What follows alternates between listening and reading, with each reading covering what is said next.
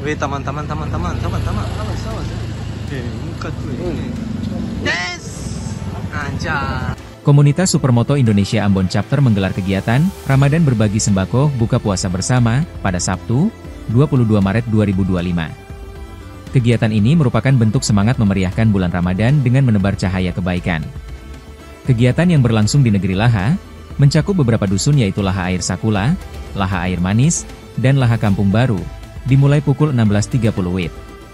Koordinator Panitia Ramadan Supermoto Indonesia Ambon Chapter, Kamal mengatakan komunitas roda 2 ini membagikan 10 paket sembako yang masing-masing berisi beras 5 kg, minyak goreng 1 liter, gula 1 kg, terigu 1 kg, dan daun teh.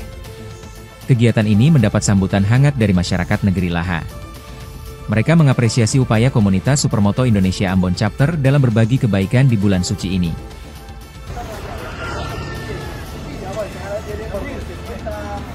Download Tribun X sekarang, menghadirkan lokal menjadi Indonesia.